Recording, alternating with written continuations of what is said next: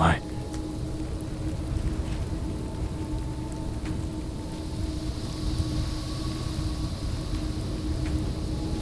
I know it's following me. I can feel it.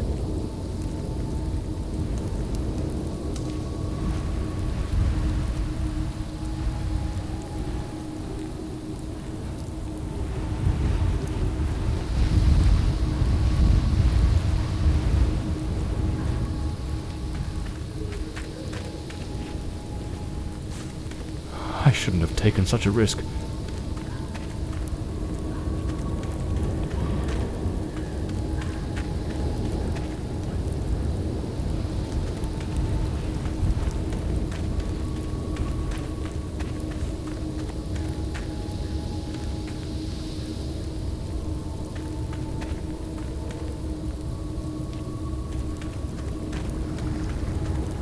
That sound. It's coming from the river.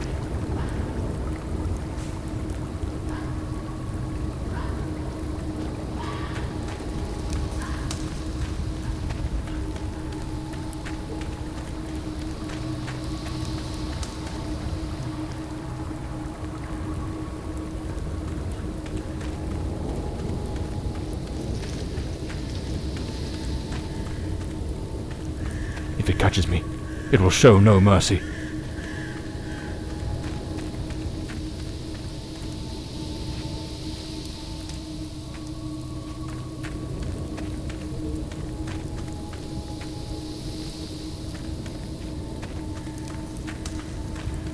I know it's hidden somewhere in this forest.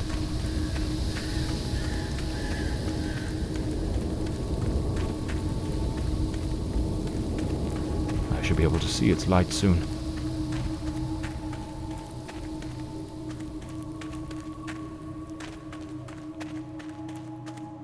At last, I can gather my strength and plan how to face that monstrous thing.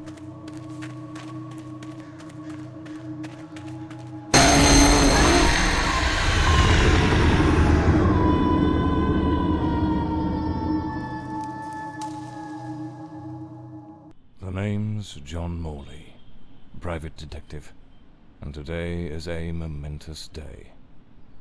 After enduring the most exquisite tortures at the hands of those blasted nurses, and being pumped full of enough medicine to fell an ox, today I'm finally free. Who would have thought that the case of the Red Shoes murder would end the way it did? A stormy night, soaked to the skin, wrestling that brainless killer on a rooftop. Then a slip and a 5-story plunge. It appears you're awake at last. We had considerable difficulty rousing you earlier this morning, so I deemed it best to let you rest a while longer. I bring you good news. The latest test results are favourable, and the doctor has authorised your discharge. You are now officially ready to go. I have placed your belongings on the table. Oh, and a lady stopped by this morning with some clothes from the dry cleaner.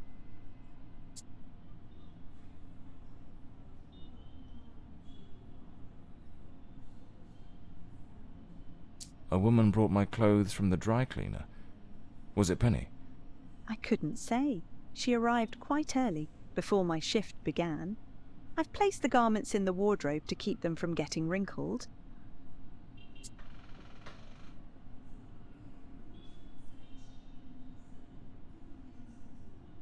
My belongings?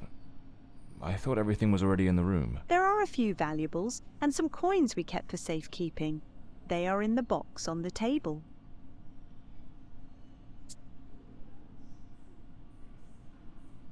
I've been having nightmares. The doctor has prescribed some medication that should help address any residual effects. This should assist in alleviating your nightmares. So I'm better now? Yes, you are much improved. Both your physical and psychological assessments have been satisfactory, and there are no impediments to your returning to your normal life. Now, if you'll excuse me, I have other patients to attend to. I wish you all the best.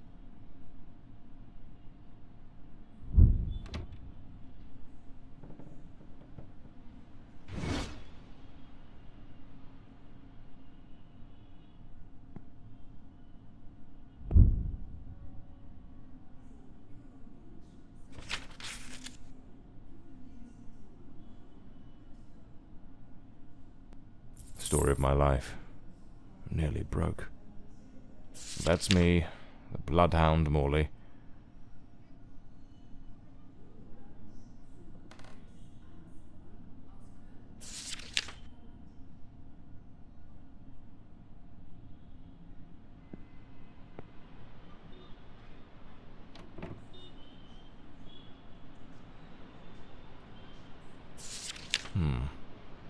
So the mystery woman who took my clothes to the cleaners was Penny after all. Seems she's still got a soft spot for me. Could there be a chance I might win her over?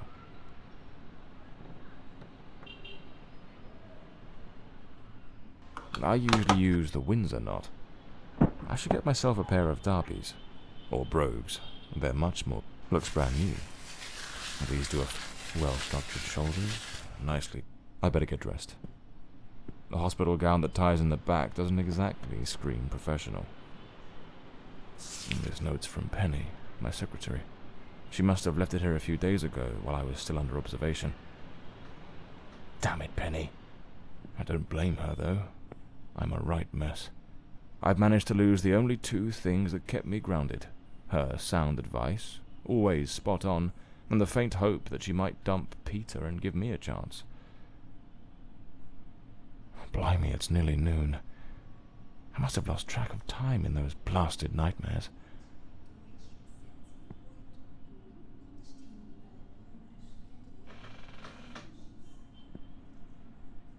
I'm not ready to leave just yet.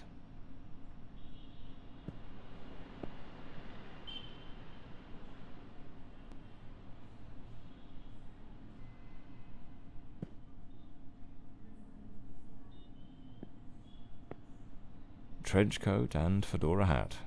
Every detective's must have.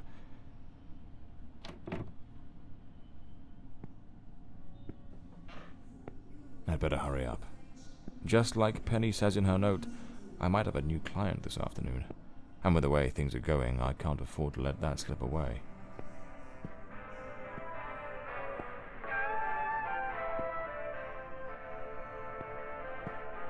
All right, let's get moving.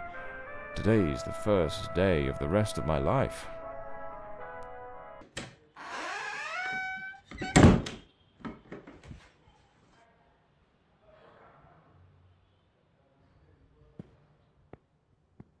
Everything has got that same old charm, and yet feels oddly new. This hospital stint's given me a bit of a new outlook. Maybe I'll take it a shade easier from now on, sticking to cases that don't demand a trip to the morgue.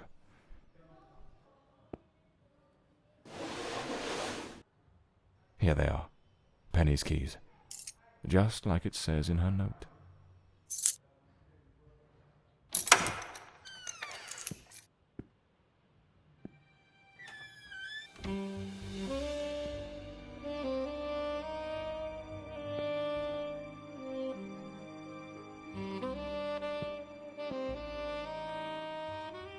Even the coppers missed it. The slant on the letter E. That's what gave away the typist in the black letters case. My files. Cases, clients, debts.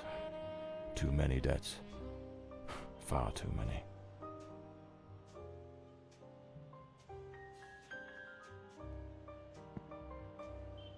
This case is worth its weight in gold. Everything you need for a portable lab. The umbrella with a bullet hole. Souvenir from the marksman case. Nearly lost my hat on that one.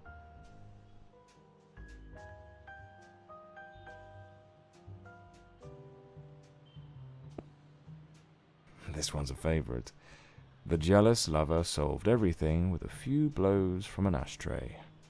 Brutal, but effective.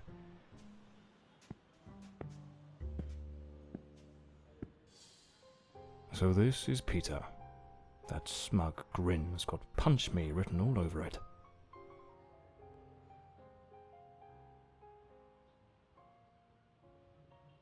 Penny's desk. I ought to give her a ring, and try to sweet-talk her into coming back.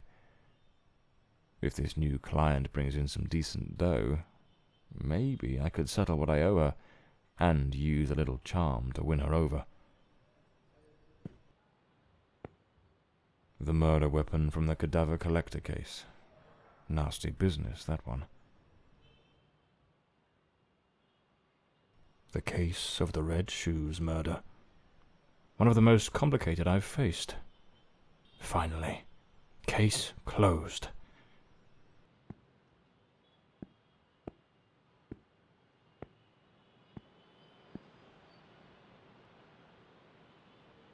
My desk, strangely tidy. Normally it's buried under papers, notes, bits of evidence. Penny must have wanted to leave everything spick and span before she walked out on me. Another one of my cards. But this one has my last name circled.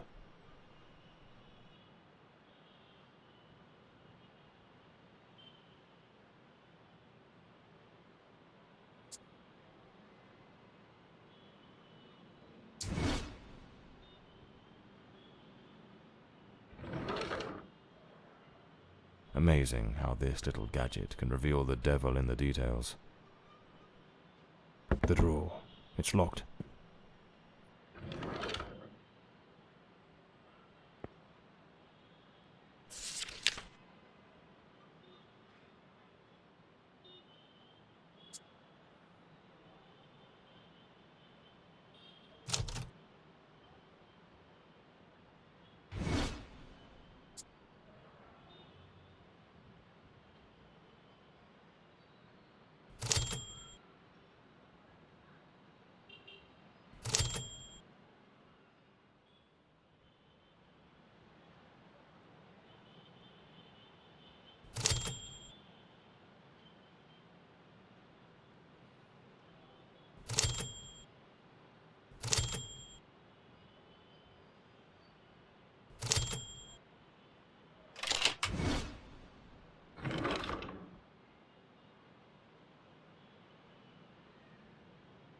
My Smith & Wesson, in perfect condition. You never know when it'll come in handy.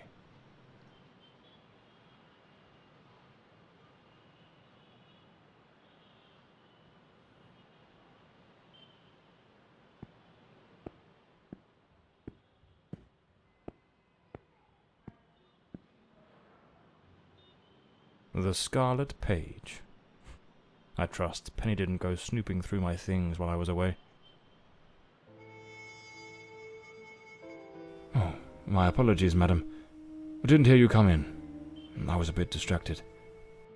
Good afternoon, Mr. Morley. I trust your assistant informed you of my visit as promised. My apologies. I was rather engrossed and didn't notice your arrival. To whom do I owe the honour of this meeting? Lady Margaret Fordside, the 4th Countess of Bloomsbury. Lady Margaret, could you tell me what brings you here today? How can I assist you? I shall endeavour to be as candid as possible. 20 years ago, when my daughter was just 18, she was brutally murdered. It happened at our family estate, Bloomsbury Manor. Someone slipped into the house unnoticed, and upon reaching her room, delivered 5 fatal stab wounds to her chest, lungs, and heart. The police, eager to close the case, hastily blamed and condemned 2 violent thieves who clearly had nothing to do with her death. The investigation was closed, and justice was never served. I am prepared to offer you £30,000 if you take on this case, and a further £30,000 if you can solve it and bring the true killer to light. Tell me, Mr. Morley, will you accept this case? I understand your distress, Lady Fordside. But before I commit to anything, might I trouble you with a few questions? By all means, Mr. Morley. Ask whatever you must.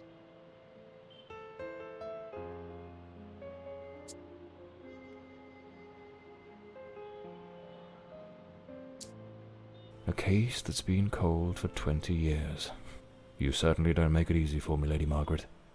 What made you decide to seek out a detective now? For over 2 decades, I've fought tirelessly to have the case reopened. to prove that the real murderer escaped justice. But all in vain. Neither solicitors nor well-meaning police friends, nor even journalists hungry for a dark story, have managed to uncover anything. Then one day, I read about your success in solving the case of the Red Shoes killer. Regrettably, I also learned of the unfortunate incident that left you hospitalized with grievous injuries. On the advice of your secretary, Miss Penny, I waited patiently for your recovery. And now, here I am.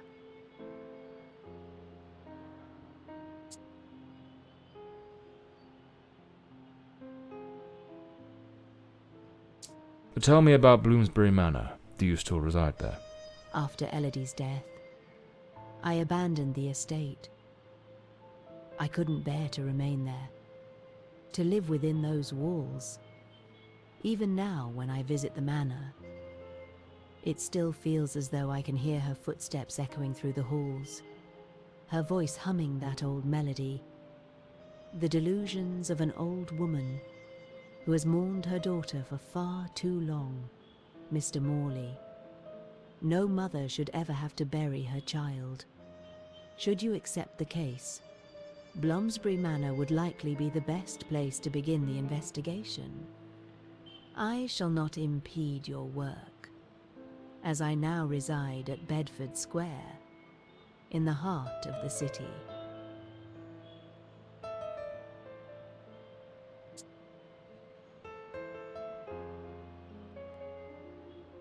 Tell me, were there any witnesses? Did anyone see or hear anything? It happened at midnight. The house was practically empty at the time, with only a few servants and a guest who was sleeping in the west wing. I was the only one who might have heard something, as my room was next to hers. Unfortunately, I had taken a sleeping draught and fell into a deep slumber. It is a decision I shall regret for the rest of my days.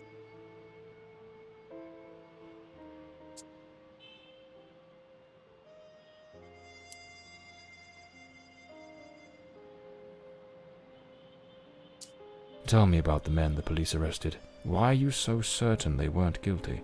2 days after the murder, the police arrested a pair of violent thieves who were terrorizing the county at the time.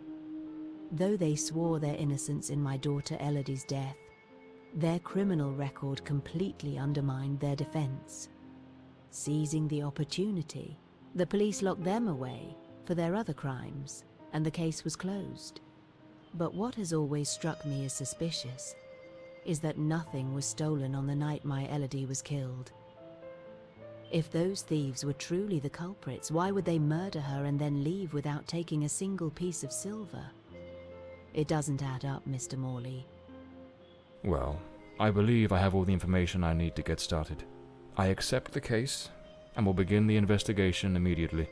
I'm pleased to hear that. My butler will bring you the £30,000 tomorrow morning.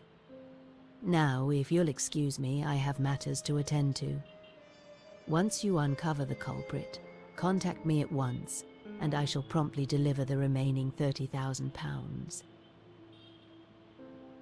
Please, Mr. Morley, unravel this harrowing mystery that has tormented me for so long.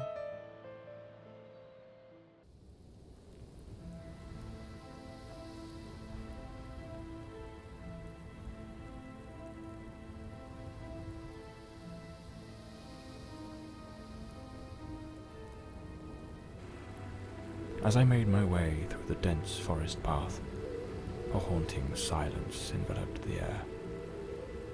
It was as though the very night of the crime still lingered here, shrouded in an eerie calm.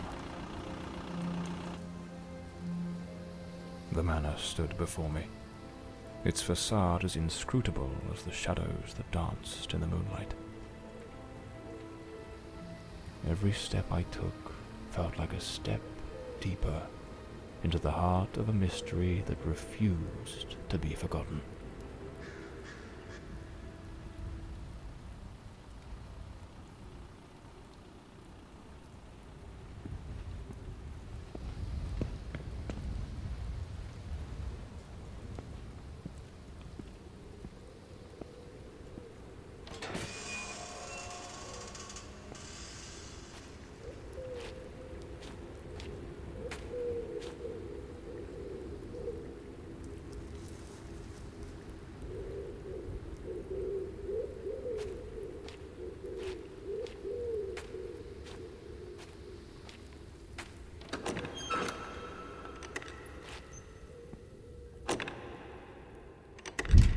sound.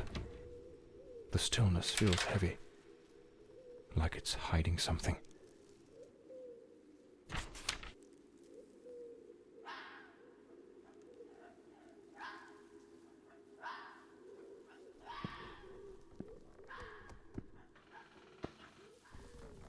This painting, it's rather grim. There's something deeply unsettling about it, almost like it carries a shadow of its own.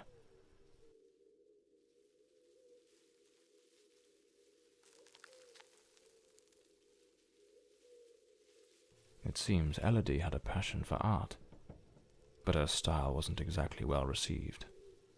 Disturbing from the looks of it.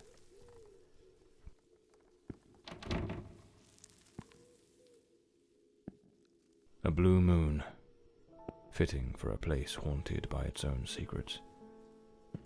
Looks like the Countess left this for me. It could be useful for getting around the place.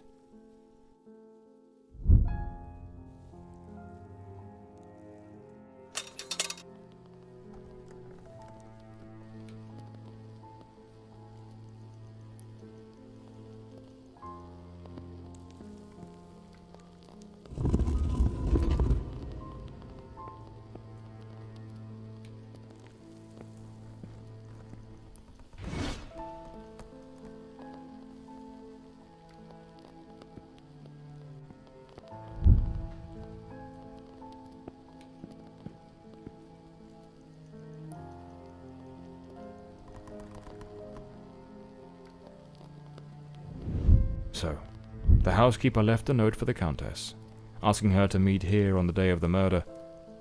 I wonder what truly happened during that encounter. Very well. Let's piece the events together, step by step.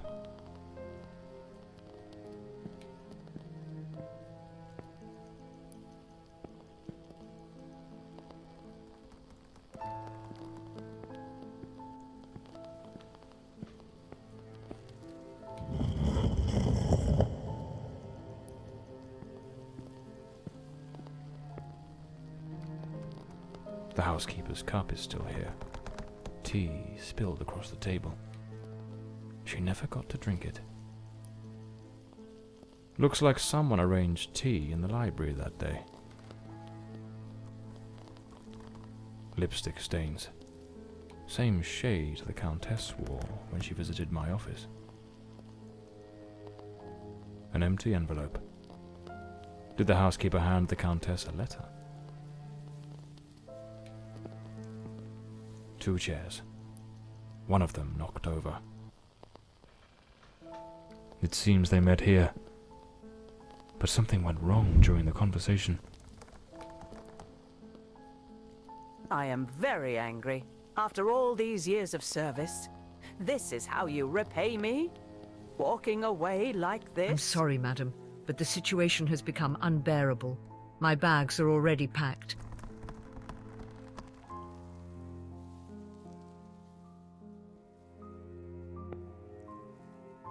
A globe resting in a beautiful wooden stand.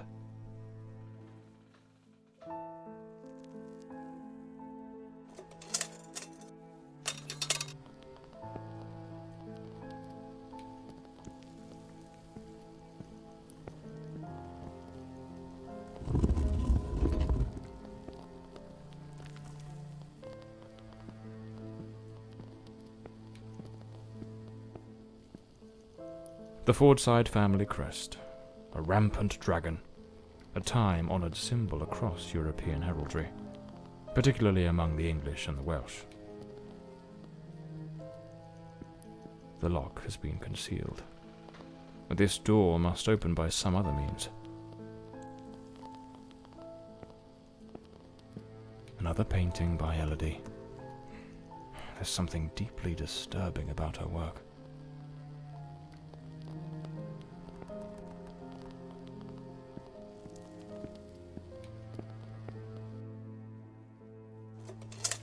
Looks like this is the Fordside family book, showing some of their ancestors.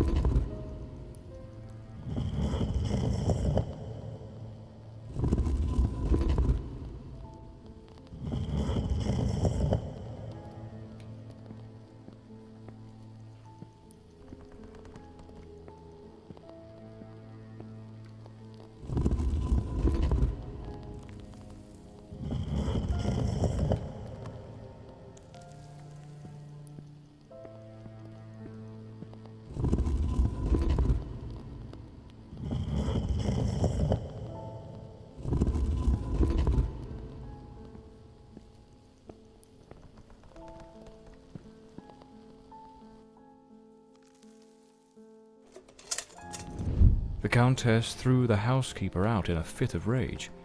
In her haste, the housekeeper forgot one of her bags. What was it that unsettled the housekeeper enough to abandon her post so suddenly?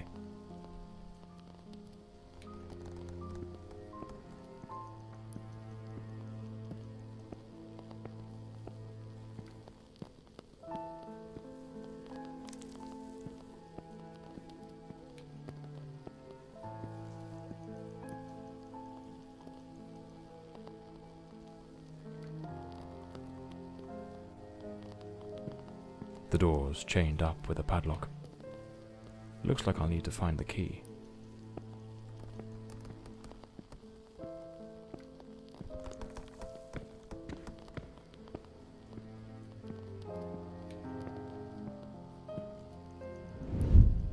Lady Fortside, still seething, burned something in the fireplace.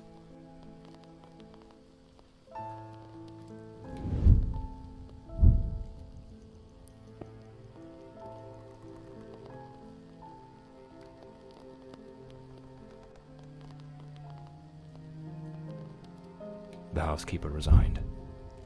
Seems something, or someone, troubled her greatly. Enough to break the long-standing family tradition tying her to this place.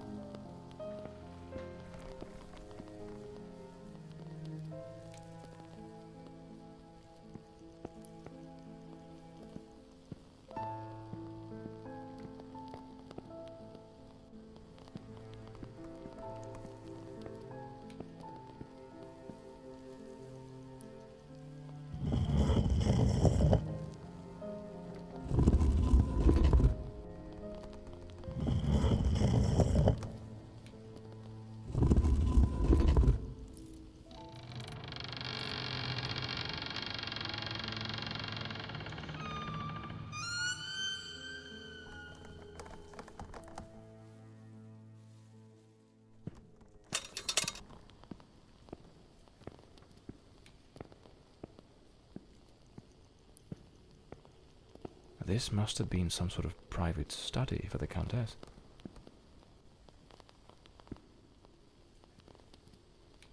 Lady Margaret and a young woman. I suppose it's Elodie. They look happy. It was undoubtedly a better time.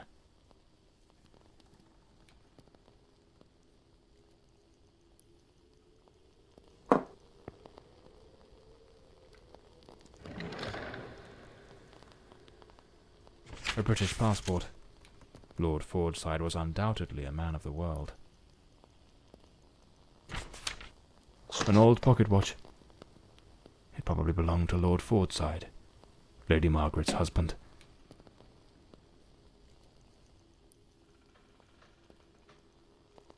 Elodie was committed to a psychiatric facility, but she supposedly recovered from whatever ailed her. This looks like the key to the main hall. could be my way into the heart of the house.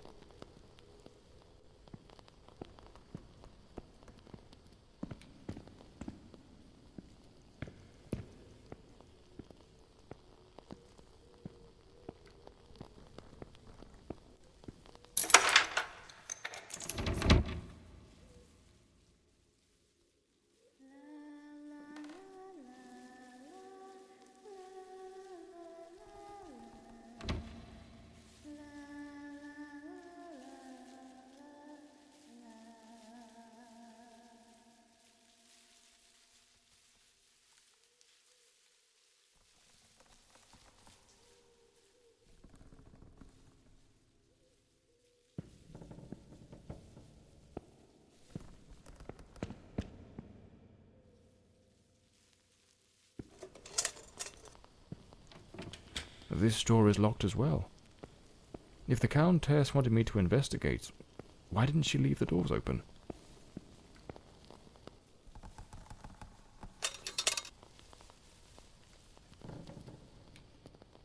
Here lies Elodie. Rest eternally, beloved daughter, beneath the tree that once watched you grow. So this is where Elodie is buried.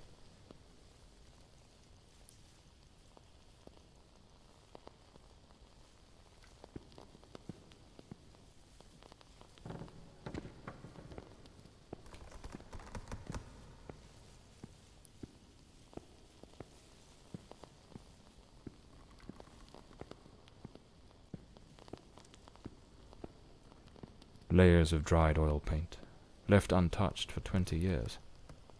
It's as if time stopped the moment Elodie laid down her brush. Feels like the room's holding its breath, waiting for something to stir. The grand ship on the open sea.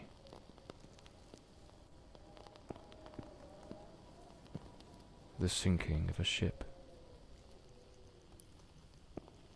Looks like the last painting Elodie was working on was of a ship at sea. The whole gallery is filled with maritime references. She seemed quite obsessed with it. A man with his back turned, watching a ship go down.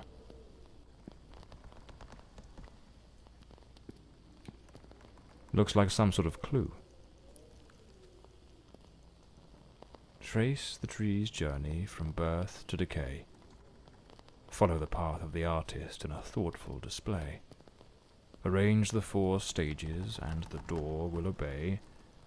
Unlock the path ahead as art lights your way.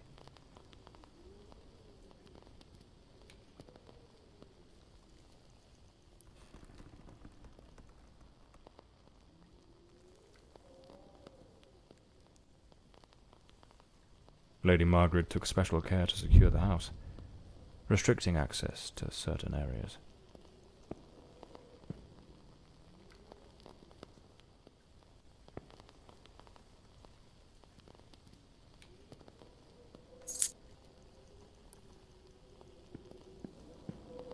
This door appears to lead out to the back garden, locked with a padlock. I'll need to find the key.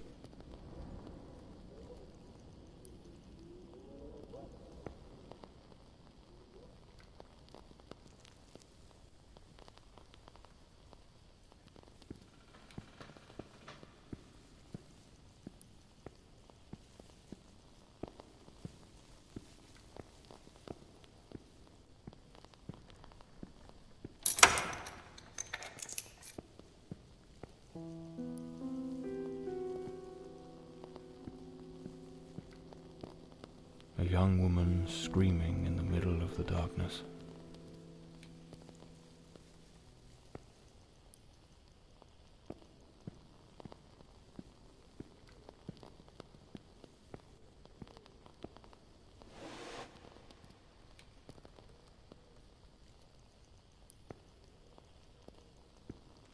Some of these paintings are really dark and sinister.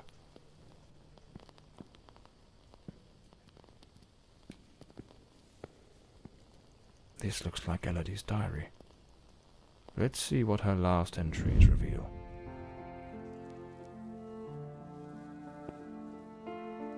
I'm absolutely over the moon. Walter has written to say he is coming. I met him at the Western Sanatorium, and we have grown so very close.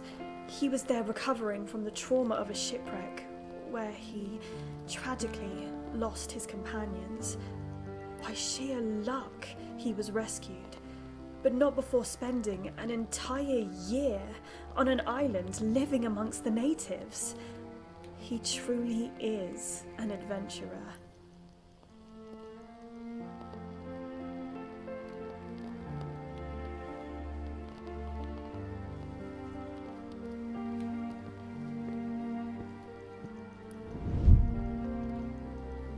I'm so happy. Walter has finally arrived.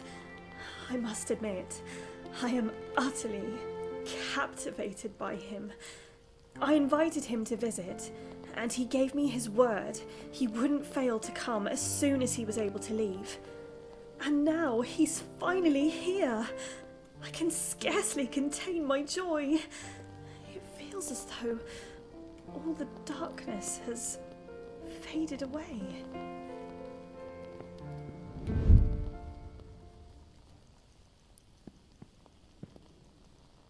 They looked so in love. So happy. I wonder what became of Walter after Elodie died.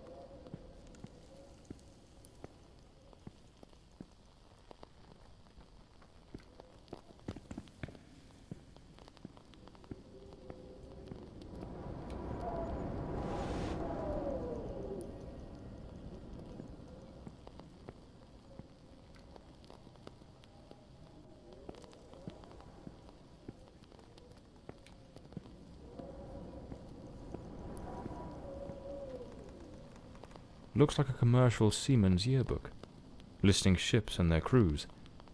It's open to the pages under S. Damn it, it's not here. It's simply not here. This must be the Countess's handwriting. What was she searching for?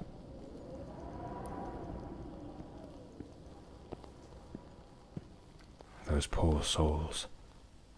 Tragedy seems to have cast a long shadow over this family.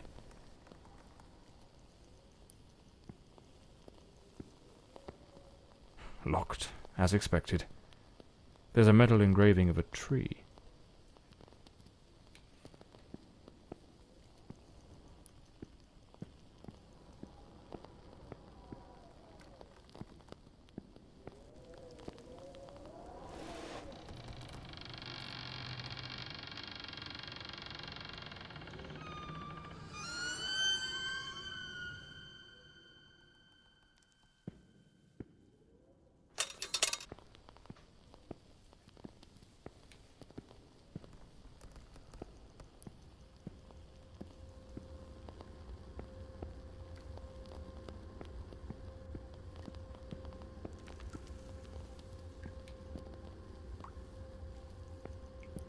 A boarded-up door. The access to the servants' quarters appears to be blocked for some reason. Something definitely happened here. Was it a struggle?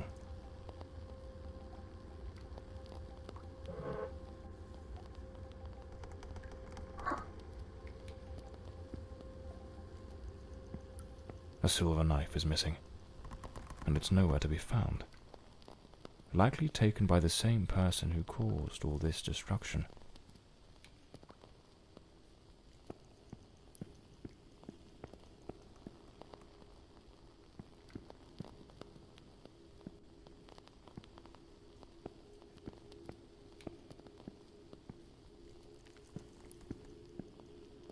It looks like this vase was shattered. Not just dropped, but smashed with intent.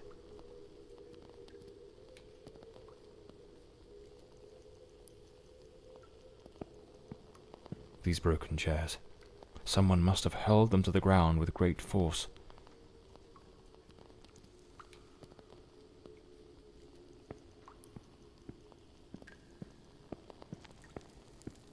Some of these tools have been bent, likely trampled over.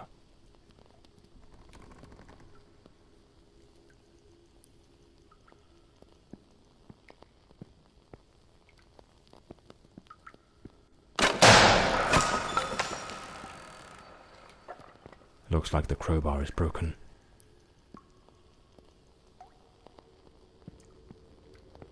Lady Margaret, after the death of her daughter, dismissed the staff and left the mansion.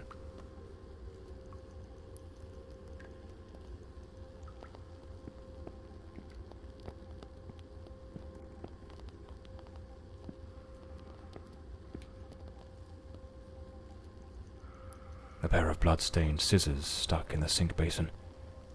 Deeply unsettling.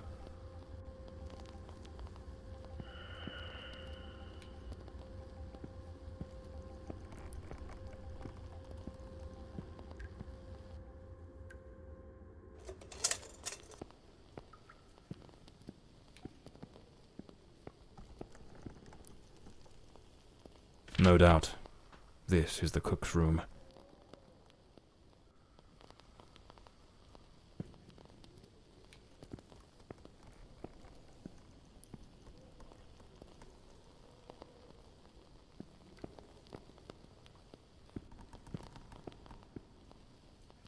A doll pierced with an awl. A warning? The young maid was an avid fan of actor Valentin Rudolph. What a collection of posters from his films.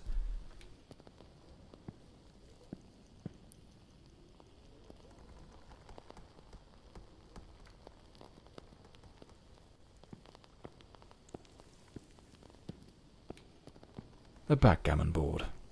One of the oldest board games.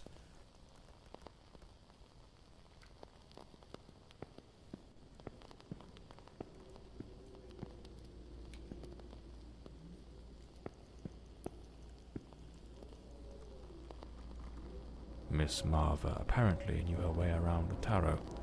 What a dreadful spread, and what a chilling omen it revealed. Evil approaches. It will bring death, and lay ruin to the house and all who dwell within.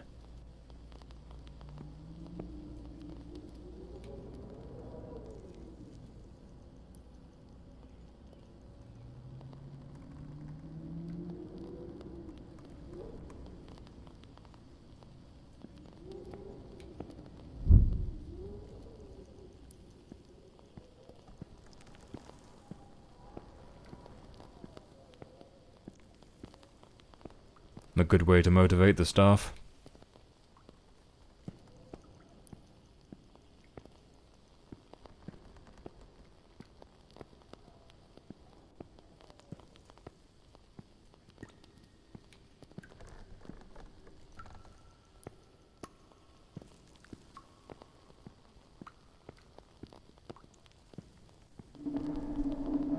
Is there someone else in the house?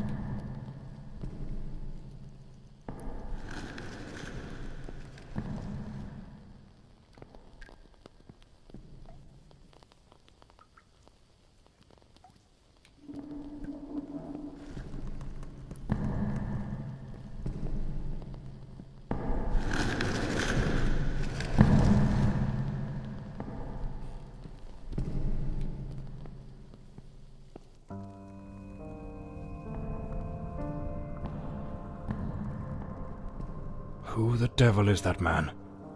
He had a knife. I'm completely in the dark here. I don't think he saw me.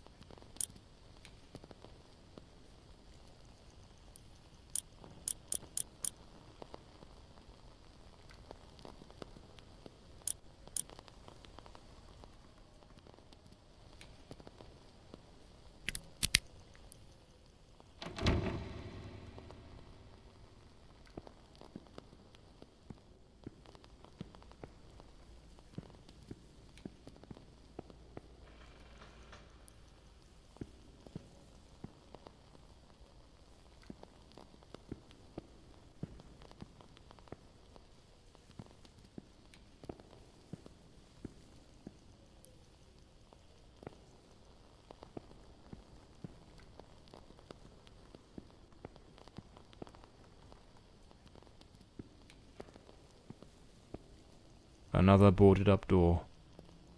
The question is, was it sealed before the murder? And why?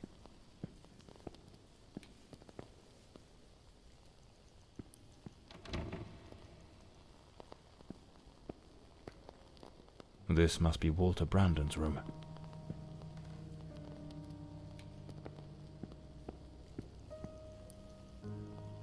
A model ship. Mr. Brandon must have felt a deep yearning for the sea. A compass and a sextant, tools of a sailor. The diary of Walter Brandon. Perhaps it holds some clues about who he was, and what his involvement in this case might be.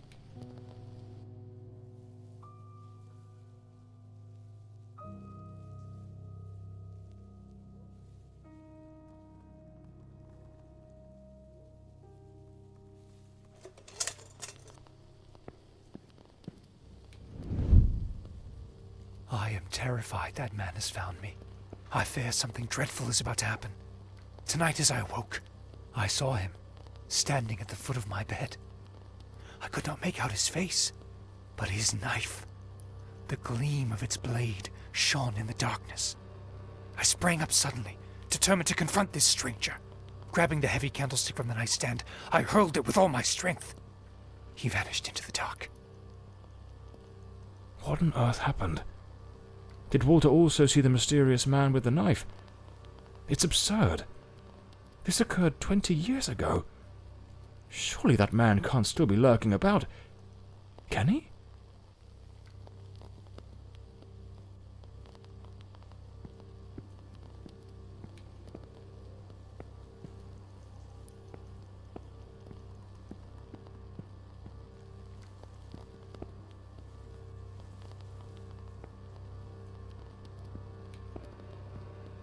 An empty bottle. It smells of good rum.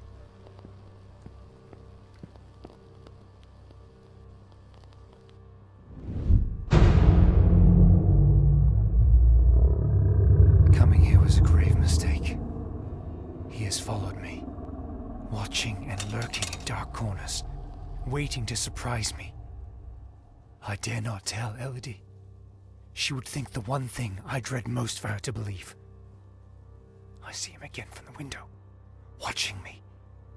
His long hair and beard obscure his face, and he still holds that knife. He means to kill me.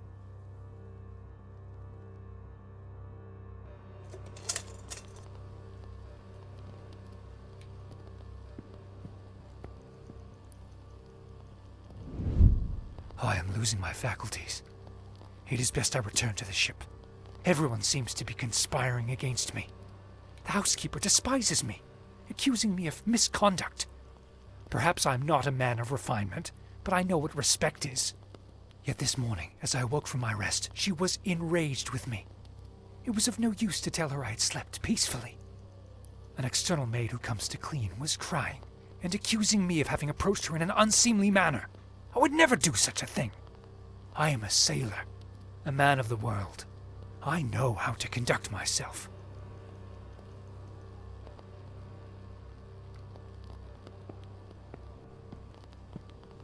The last entry in the diary, dated the very night of the murder. My beloved Elodie, why can you not believe this poor sailor who only wishes to love you? I have left everything behind. My ship, the sea, all my world, just to be by your side as you asked me to. Damn it. I can hear the man with the knife coming up the stairs from the hall. I need to hide. Walter was terrified. What in the devil was happening here? It seems this trunk was all Walter owned. I should take a look at it.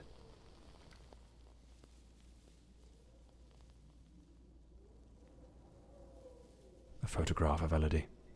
No doubt Walter cared for her deeply. Seems I'm not the only one with a fondness for hats.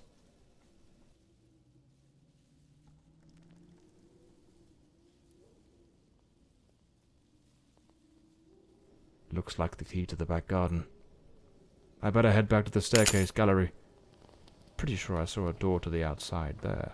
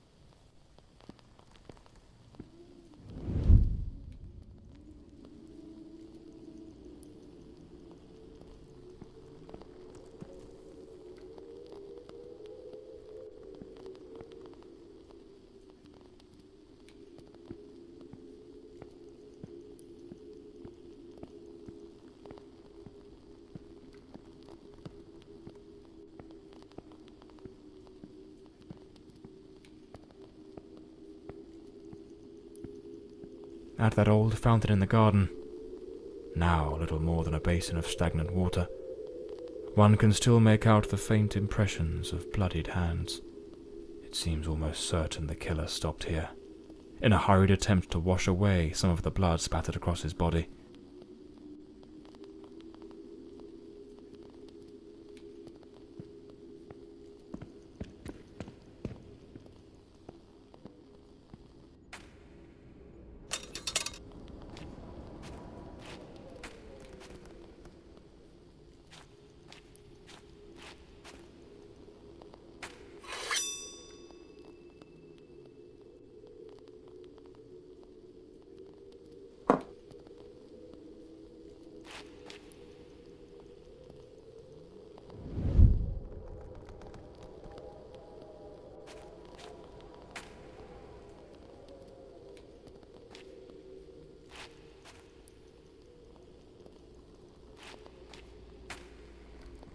This ought to do the trick for that boarded up room upstairs, just by Walter Brandon's room.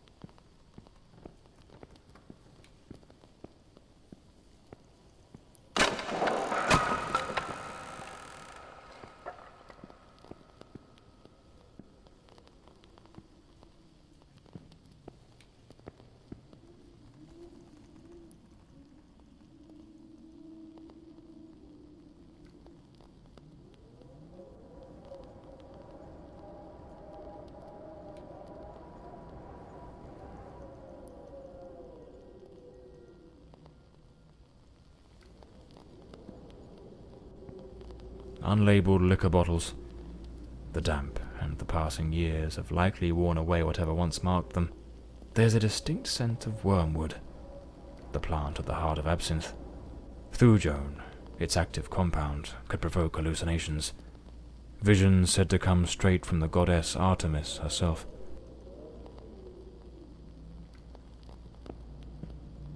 A sharpening wheel. Lord Fordside likely crafted his own chisels.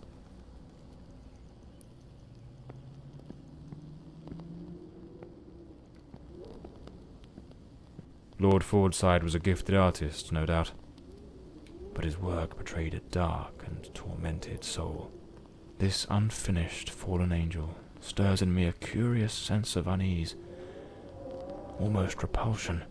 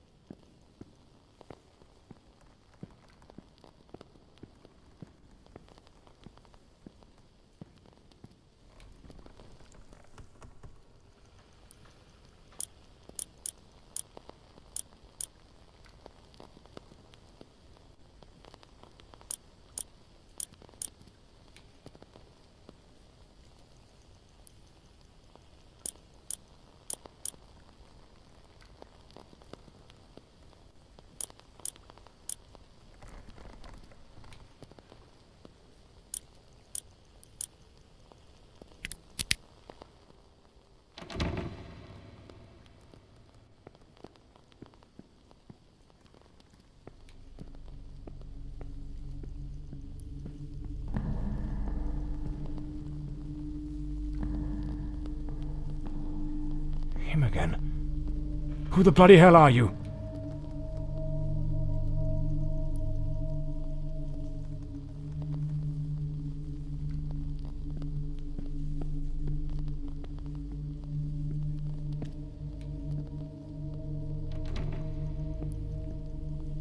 This room looks like it belongs to a woman. Lady Margaret, perhaps?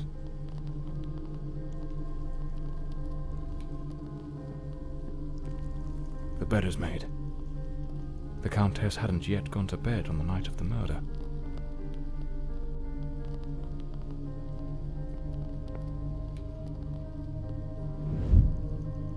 This is a nightmare. I am deeply concerned for Elodie. The housekeeper has long been warning me about Walter. I have made some inquiries, and nothing is as it seems. Elodie remains blissfully happy with him in the house. I am at my wit's end. Since her return from the sanatorium, she has been positively radiant, a true beacon of light. They go out together and seem to have a splendid time. He appears very close to her. This is in stark contrast to the picture painted by the housekeeper, which is a complete contradiction.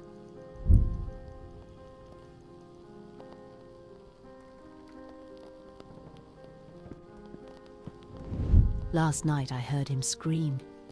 He seemed to be in the throes of a panic attack.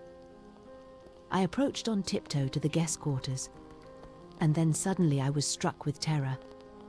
An insane, maniacal laughter echoed through the night. It did not sound like him. The following morning, Walter and Elodie went out to sail on the pond. Everything appeared normal, and he was the most charming he has ever been.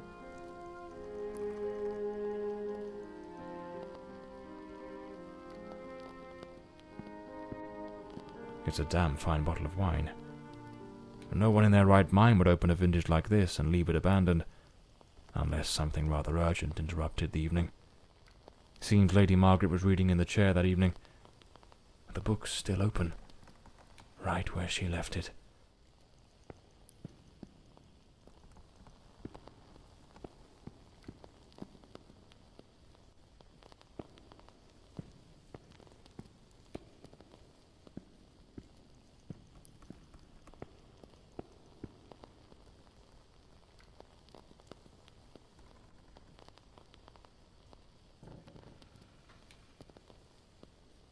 Something made of glass has shattered here.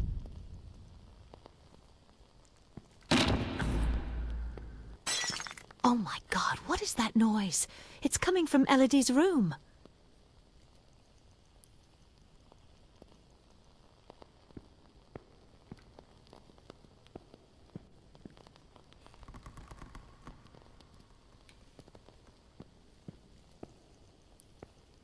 I should finish gathering all the clues from the Countess's room before exploring other parts of the house.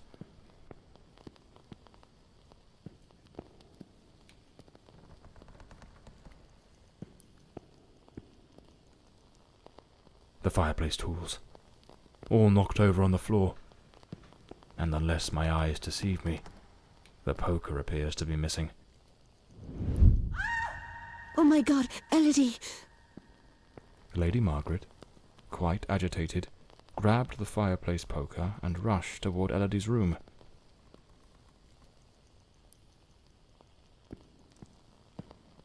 A key, likely the one to Elodie's room. Lady Margaret lied to me. She hadn't taken any sleeping draught that night. She could have heard the attack and rushed to see what was happening. Why did she hide this from me? The more I investigate, the more convoluted it all seems.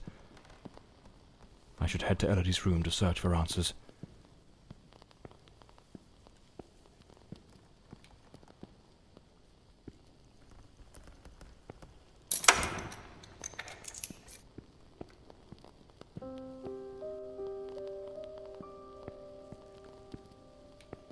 A pool of dried blood. There's no doubt now. This was the scene of the crime. A rag doll, tossed on the floor. I'd wager it used to sit neatly on the bed. Either it was knocked over in the scuffle, or perhaps Elodie dropped it herself in the panic.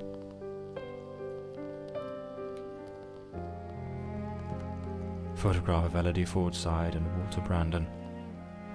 If my memory serves me right, looks like it was taken at Westland Asylum.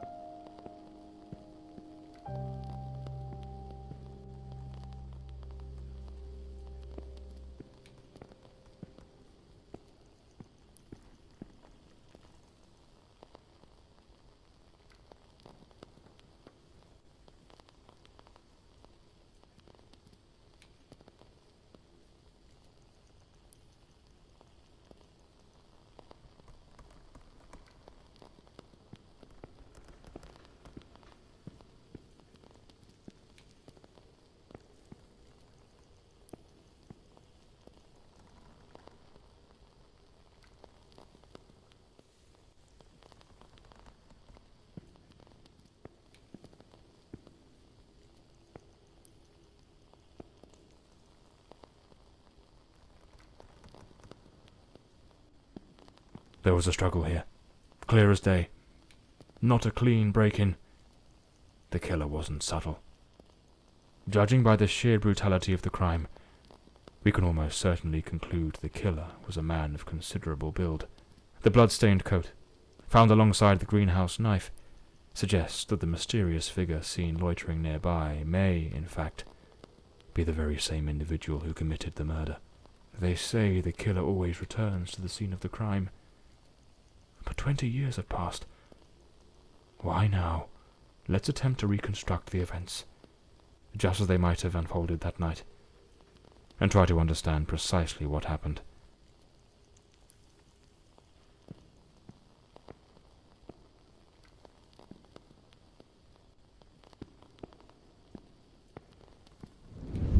A teacup on the bedside table.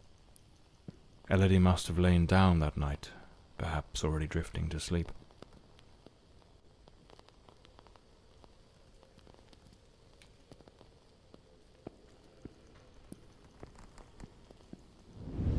The door's lock, completely broken, indicates someone forced their way into the room, likely startling Elodie awake.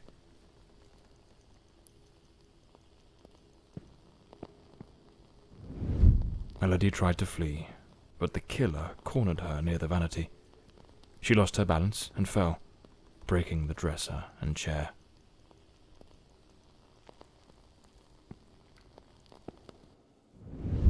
The killer dragged her to the bed against her will.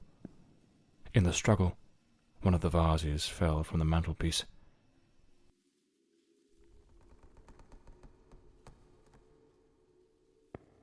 On the bed, the killer stabbed her mercilessly, again and again, staining the sheets with blood.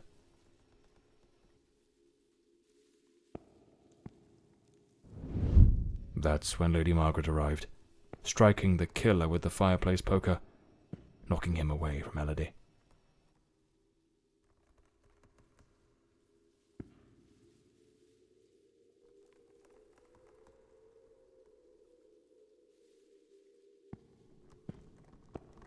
Wounded, the killer fled the scene, but it was already too late. Elodie was already dead.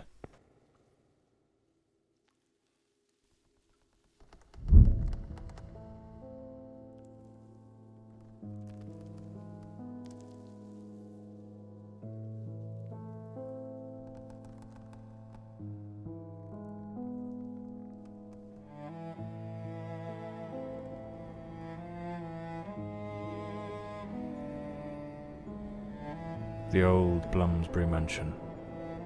It choked my thoughts. It had that kind of sadness that seeps into your bones like old damp, and that sudden abandonment, so clear before my eyes, looked like a sinister time capsule.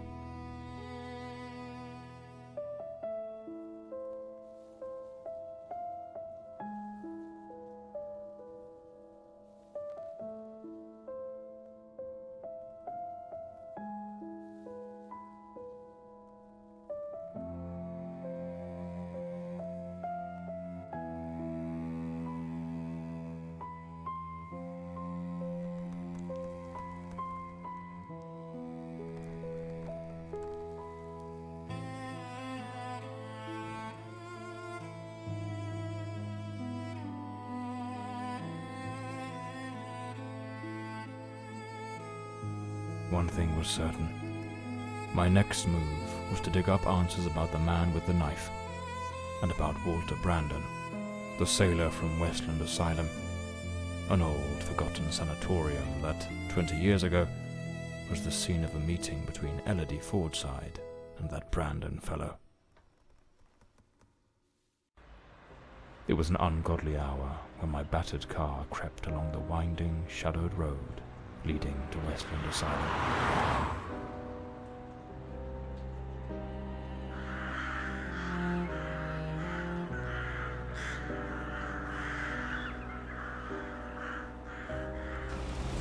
But what I found upon arrival was disquieting.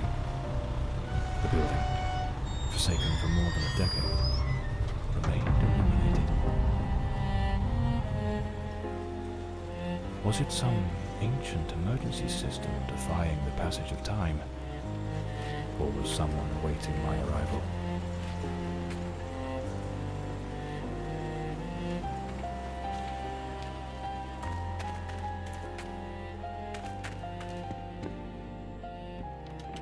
The front door, sealed shut. As expected. Nothing's ever straightforward, is it? I'll have to find another way in.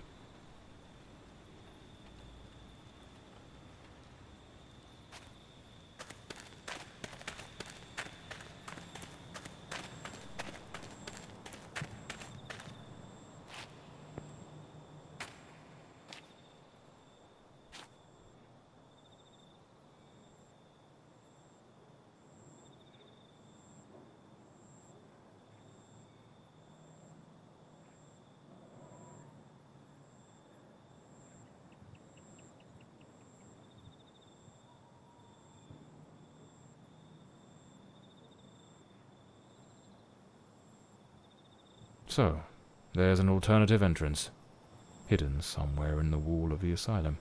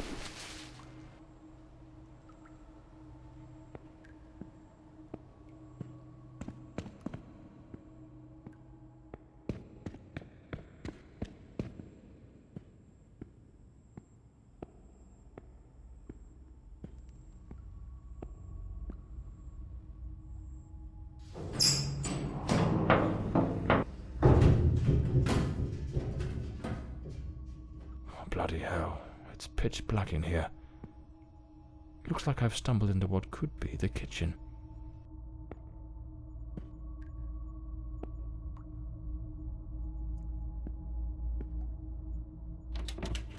Impossible. Locked as well.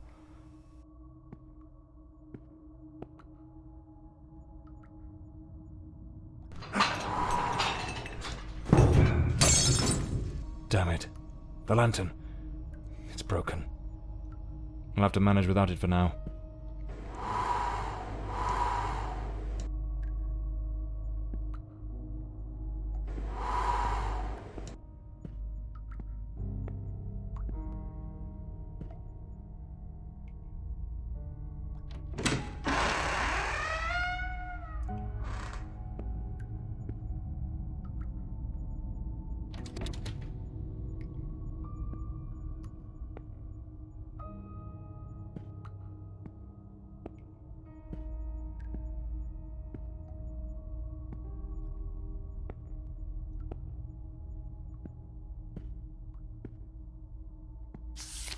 May 1922.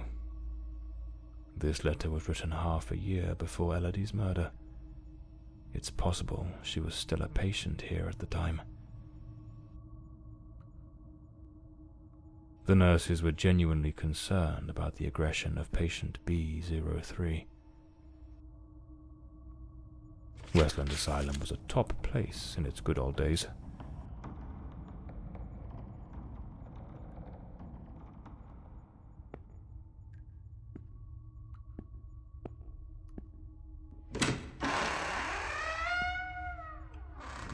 The girl? How is the girl? You mean Miss Elodie Fortside? Don't worry, that bloke didn't lay a finger on her. But you took quite a knock. This is going to smart.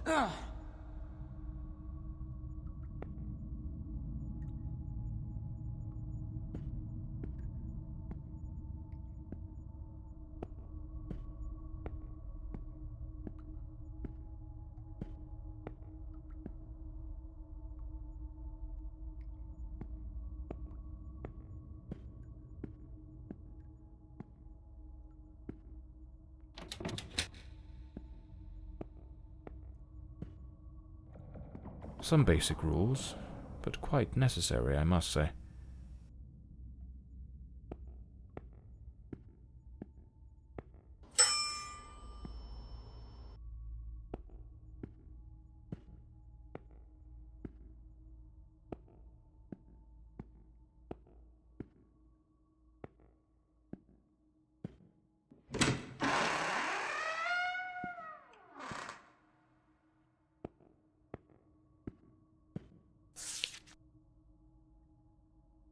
I need to find Dr. Sheridan's office.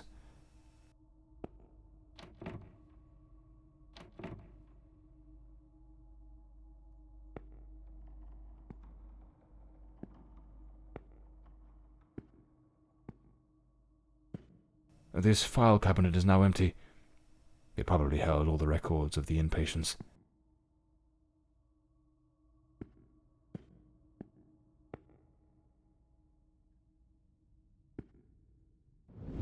We must formalize the admission of Miss Elodie Fortside. I have her file here. That girl? What do you think of her? I don't quite know. She seems a good girl. I do hope she recovers soon. I know what Dr. Mulder thinks of her. Oh, don't be wicked.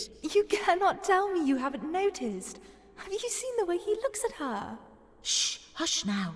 Someone's coming.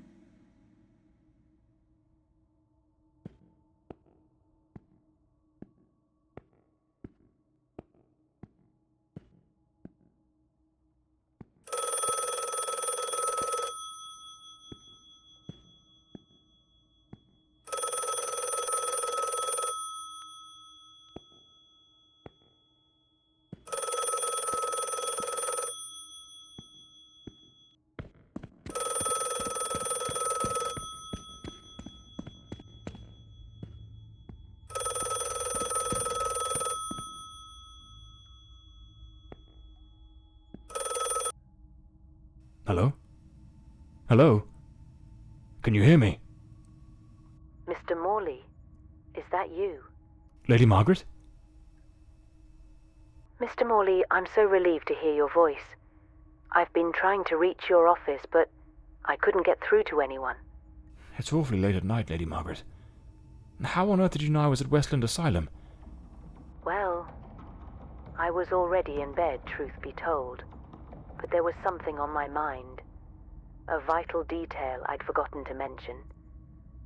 I called your office, searched for you at the mansion, and when I couldn't find you there, I assumed you might be investigating at the asylum. I see. Very resourceful of you.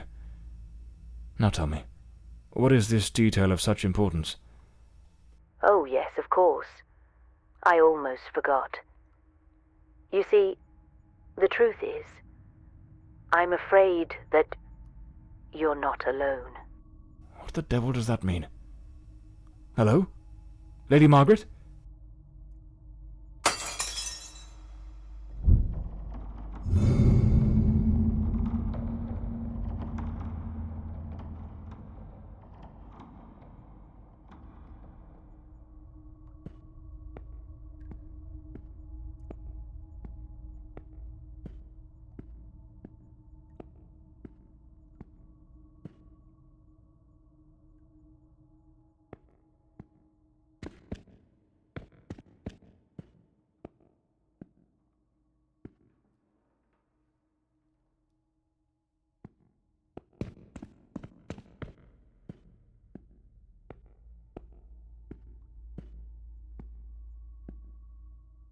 Is someone there?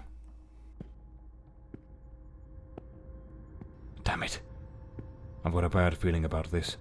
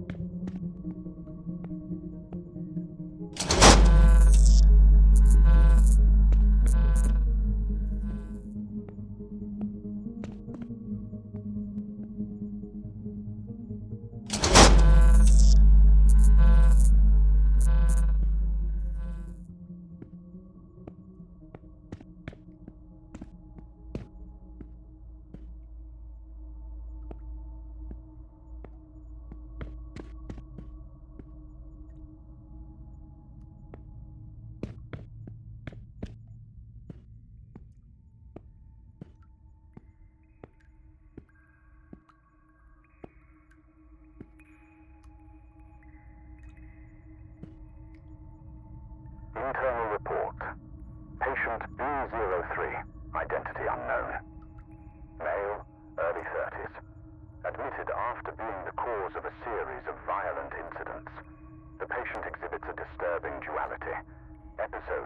unprovoked, nearly superhuman aggression, displaying raw, overwhelming physical force, and subsequent plunges into an eerie, profound apathy.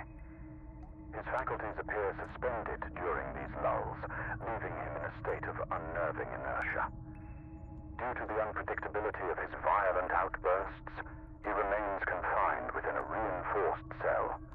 Treatment involves high doses of sedatives, potassium bromide or morphine, and a regimented course of electroconvulsive therapy, alongside stringent restraints such as an anti-biting mask and, if required, an iron muzzle. Ongoing monitoring is maintained.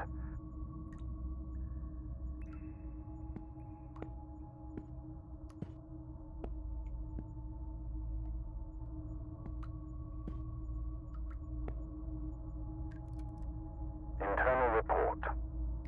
Patient B02. Mr. Norbert Clark, 45, from Sanderson, is a persistent pyromaniac whose actions have repeatedly endangered both property and life.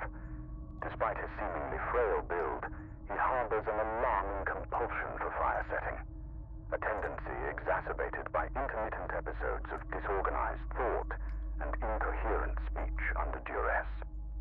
His unsettling, fixed gaze suggests the planning of covert schemes, amplifying his threat. To mitigate risk, he is isolated in a secure cell, thoroughly cleared of flammable materials. His management includes a regimented program of sedatives and antipsychotic medications to stabilize his manic and schizoid symptoms, with vigilant oversight maintained.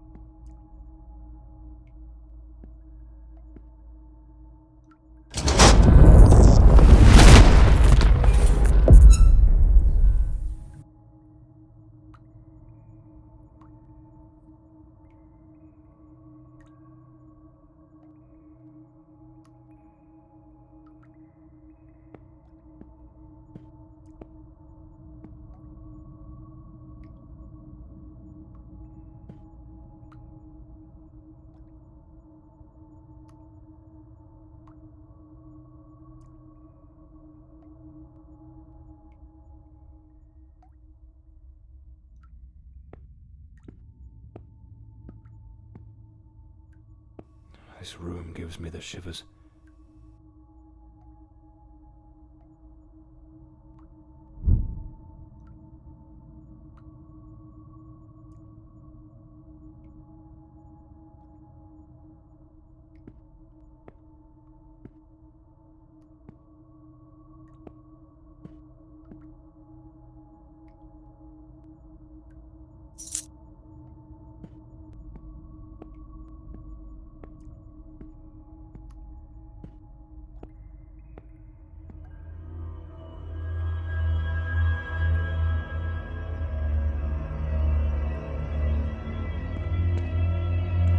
I need to hide. Quickly. I can't hear it. Could it be gone?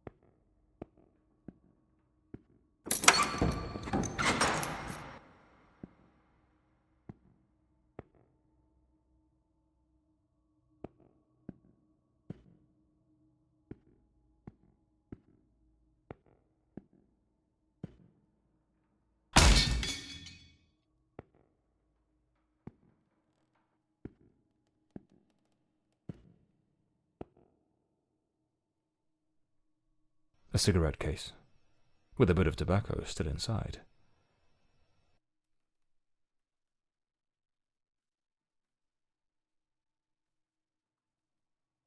Clean water, an apple, a bit of bread. The food still fresh. A maintenance uniform, oddly well prepared. Not a speck of dust on it. Looks like someone's been coming through here. Perhaps this is what Lady Margaret meant in her call. Or was she trying to warn me about something else?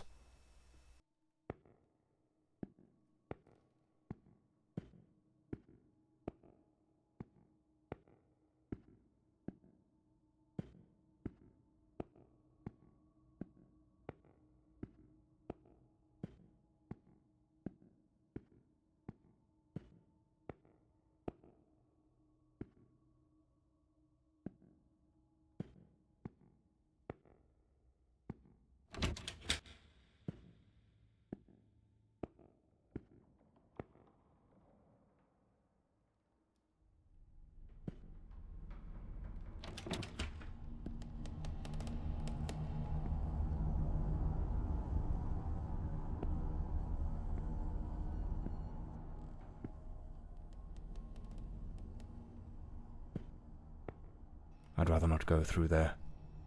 Looks ready to cave in at any moment.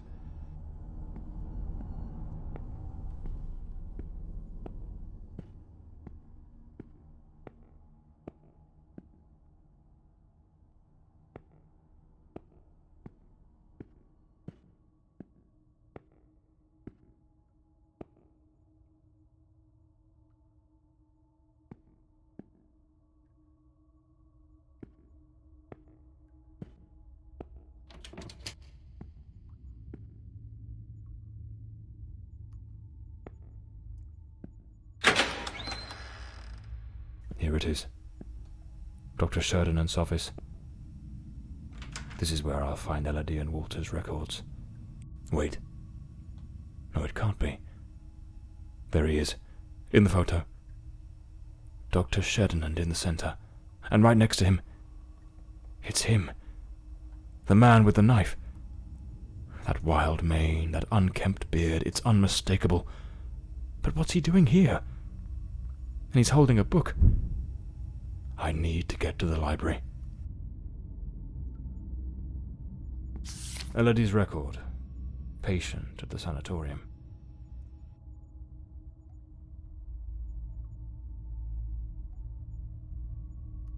Nothing of interest here. Strange. Elodie's record was easy to find, but there's no sign of anything related to Walter Brandon. Something doesn't add up. What am I missing?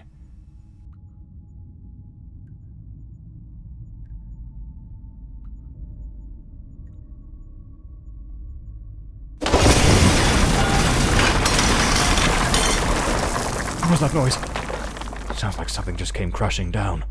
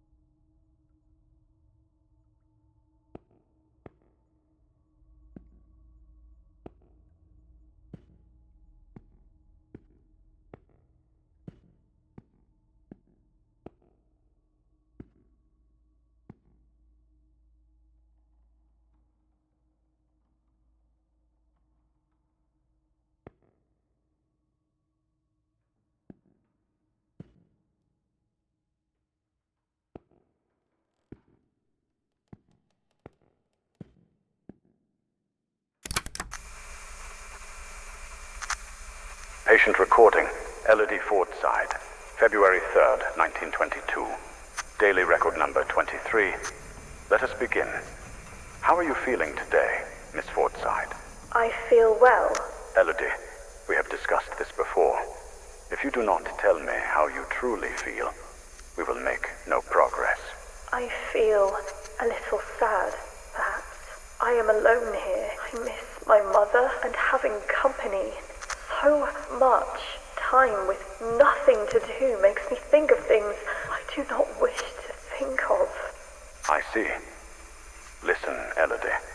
I believe you are looking at this the wrong way. If, instead of dwelling on what you call dark thoughts, you were to focus on possibilities, your outlook would change entirely. A young, beautiful woman such as yourself should look to the future with excitement. Think of all the adventures that lie ahead. Your family, your career as a painter.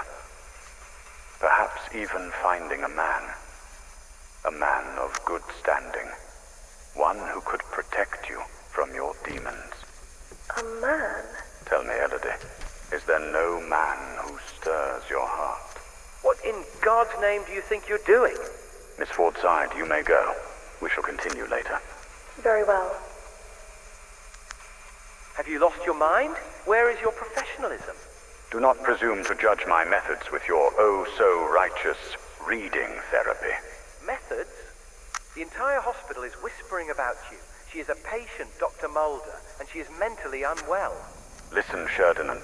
Stay out of my affairs, and I shall stay out of yours. Or have you forgotten which one of us is the director of this institution? Do as you please, but if I ever witness such a scene again, I will not remain silent. Damn fool.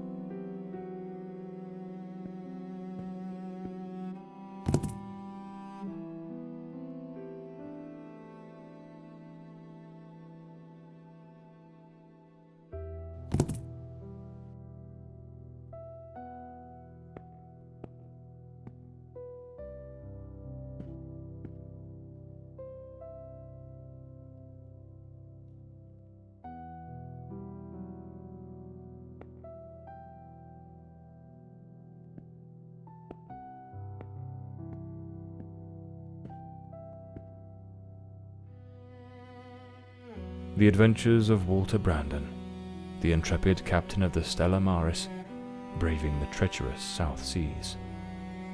What in the devil does this mean?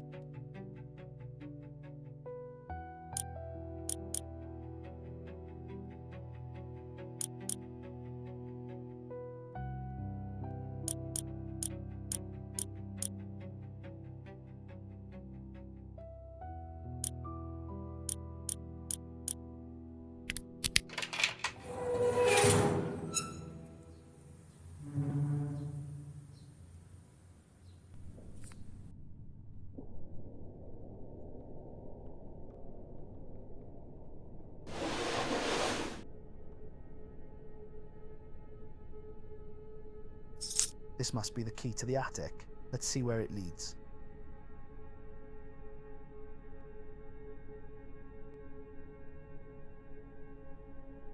That hospital screen is positioned like the sail of a ship.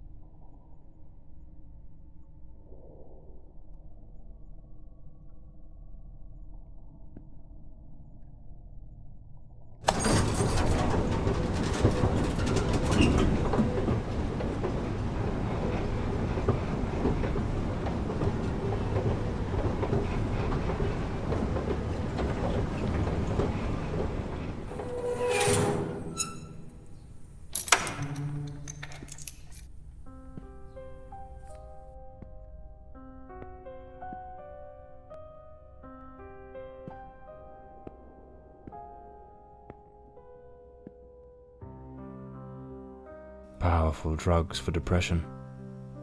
Anxiolytics. The girl improved, but it seems the doctors were baffled by her mind. Looks like Elodie found herself a little hideaway to keep practicing her dark craft. Elodie found painting, and with it, a way to spill the shadows that crawled through her mind.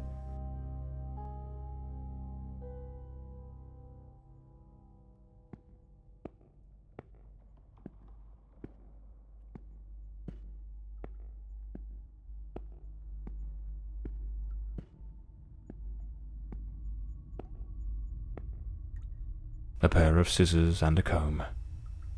Elodie put in real effort to make him fit the mold of her ideal hero. Hair on the chair, strands on the floor. This is where the transformation took place.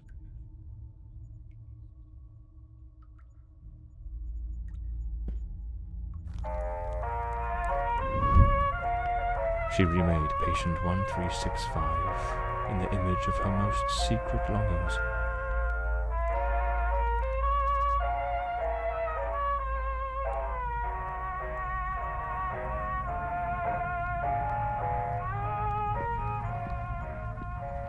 An alarm clock. Their secret hideaway.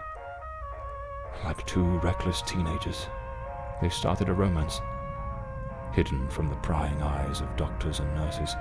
For a while, they managed to keep their affair in the shadows, far from the eyes of doctors and nurses.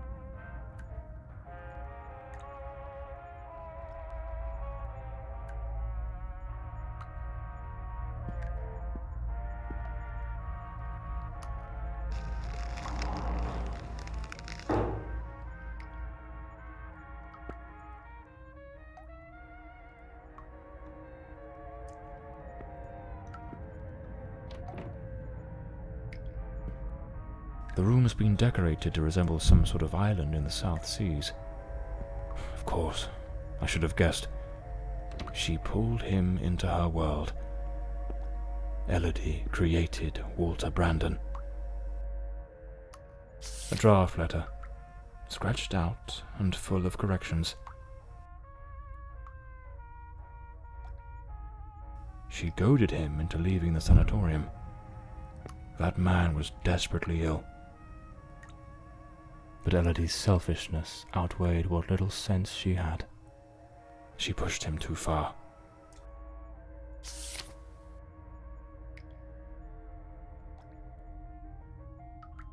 This letter. At the very least, it's highly inappropriate.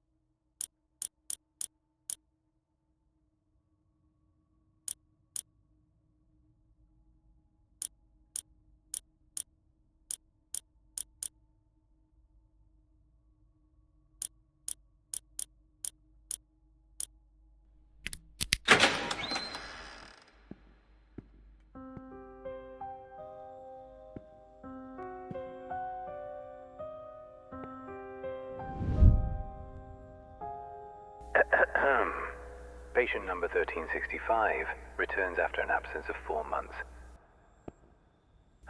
He's in a state of utter disorientation, perspiration pouring off him, and good heavens, there's a severe wound to the skull. His clothes and hands are covered in blood, and it doesn't appear to be his own. He cannot recall his name, nor anything that's happened during these past months. Seems to have found his way back here more by some strange instinct than by memory itself. The personality once known as Walter has vanished entirely, as has the entity we refer to as the Shadow, though given his nature, I cannot say with certainty it isn't still lurking beneath the surface. We have treated cases of dissociative identity before, but never one such as this. His appearance, his voice, even his build and weight change quite drastically. Now he looks frail, gaunt, empty, as though there's nothing inside, as though he were but an empty shell, waiting to be occupied. His condition calls for far stricter supervision. This institution is no longer equipped to care for him. I am ordering his immediate transfer to St. Dymphna Hospital. Dr. Former, a specialist in matters such as this, will take him under his care. As I near the end of my tenure as director, I must see this case brought to a decisive close. The blood upon his hands, the emptiness in his eyes, all point to an act of the gravest kind. One his mind appears to have erased entirely. God help us. if the shadow should ever wake again.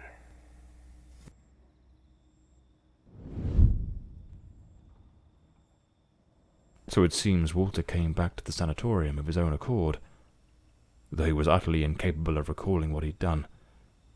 They moved him to St. Dymphna's Hospital. Could he still be there after 20 years? What became of him? I'll have to follow this lead.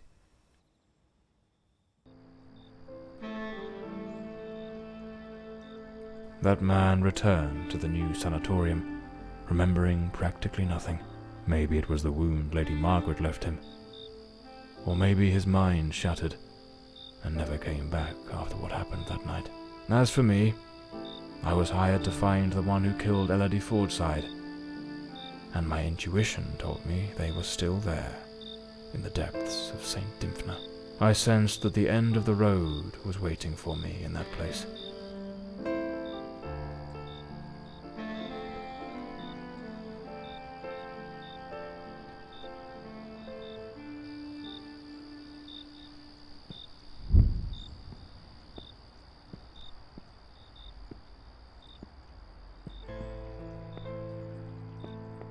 Can't very well saunter in through the front door as if nothing's amiss. I'll need to find another way in.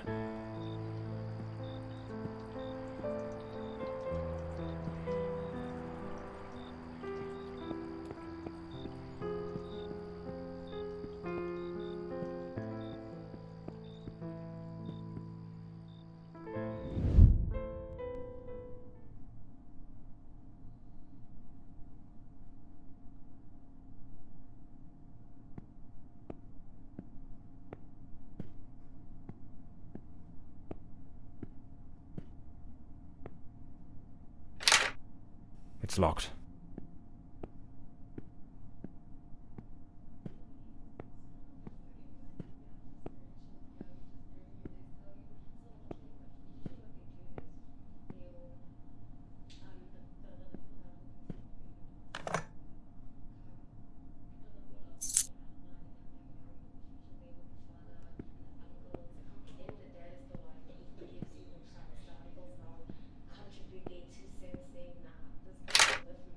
It's locked. The night shift nurses are behind this door.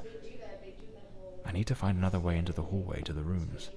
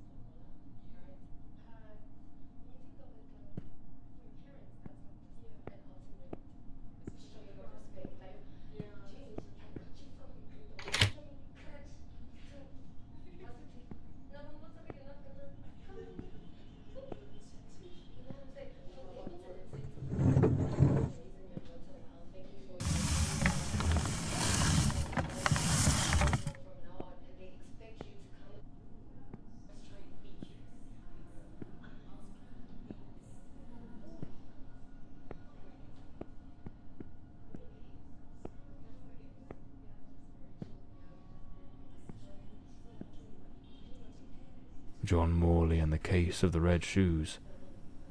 What the devil does this mean?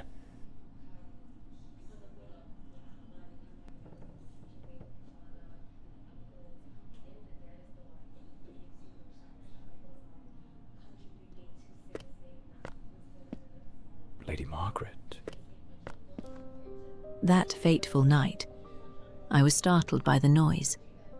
Those wretched cries of agony from dear Elodie. I rushed to her chambers, and there you stood, stained with the blood of the one soul I cherished above all others in this world. The housekeeper had warned me, but I turned a deaf ear. Elodie was finally happy, even amidst your incessant bouts of volatility.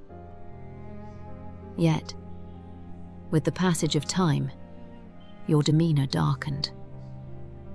More and more frequently, that sinister presence lurking within you began to surface, each appearance more violent than the last. Elodie no longer gazed upon you with the starry-eyed affection of a smitten young woman. The atmosphere in this house grew suffocating, fraught with an unbearable tension. That very afternoon I spoke with her. She had resolved to end your engagement. You seemed, or so I dared hope, to have accepted it with grace. But that night, that very night, you ended her life in the most savage manner imaginable. I threw myself upon Elodie, desperate to save her. But alas, it was far too late. Months later, I learned you had returned voluntarily to the sanatorium. I sought answers and immersed myself in understanding the afflictions that plagued you. Dissociative identity disorder, they called it. A condition in which one might host multiple identities, each vying for dominion over the body. But the man confined in that bleak institution was not the shadow, not the fiend who had stolen my daughter. No, he was but the shell, the hapless vessel. And I yearned to find the true culprit, not the facade, the murderer himself. Thus I devised my plan. I came to visit you, and just as Elodie had done, I crafted a new role for you, a new identity to inhabit. I brought books, personal artifacts, penned letters as Penny. I leased an office and prepared every detail meticulously, down to the smallest thread, for your return as John Morley. Everything had to be flawless. And why, you may ask? To make you remember, to awaken the shadow, to summon forth the murderer from the abyss of your fractured mind. John Morley is a good man. Walter Brandon was a spirited young sailor, brimming with love for Elodie. But the shadow was a merciless, unrepentant killer. I wanted to destroy the murderer who had stolen my daughter. But I could never bring myself to harm an innocent man. My obsession, my singular purpose, was to awaken the shadow.